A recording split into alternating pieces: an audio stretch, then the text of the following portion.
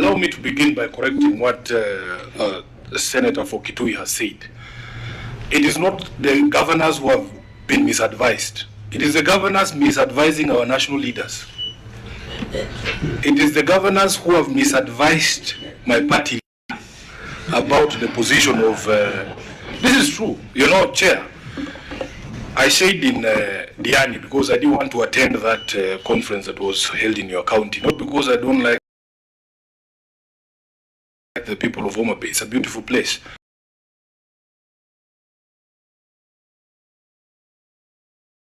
But this jamboree that is put together by the governors without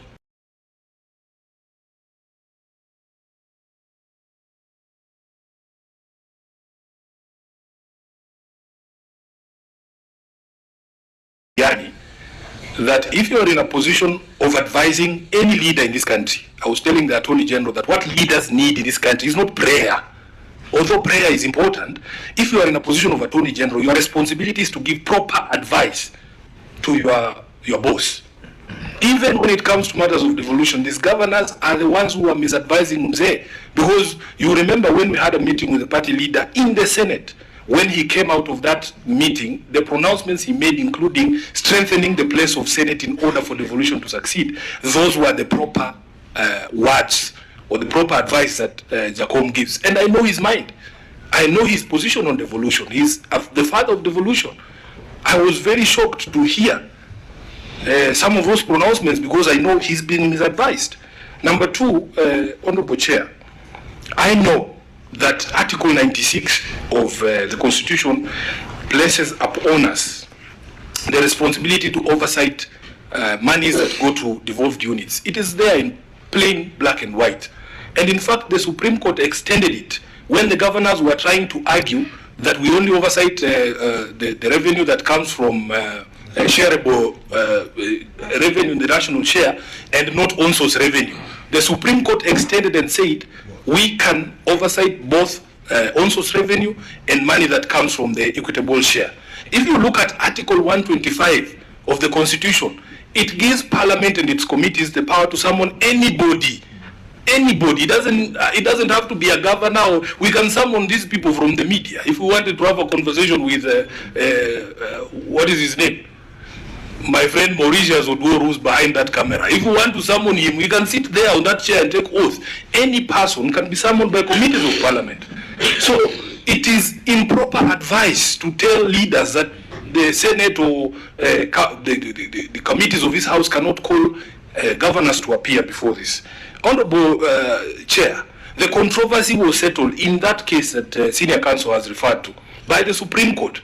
When governors tried to argue that they should not appear before the Senate, it was made very clear that the county assemblies exercise what they call primary oversight, and that the Senate exercises secondary oversight.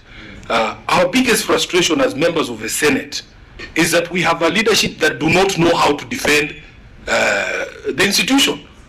So aspersions are cast about the conduct of committees, the conduct of Parliament, the conduct of the Senate. You have your speaker there. He doesn't say anything.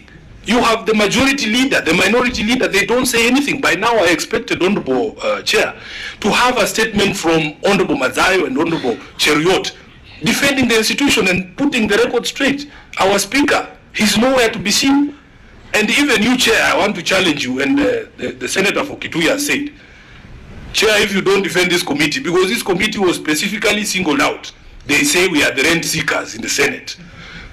Chair, if you don't defend us today, we are willing to move a motion of your removal today. Because we cannot continue like this. If somebody has any evidence, let them present it.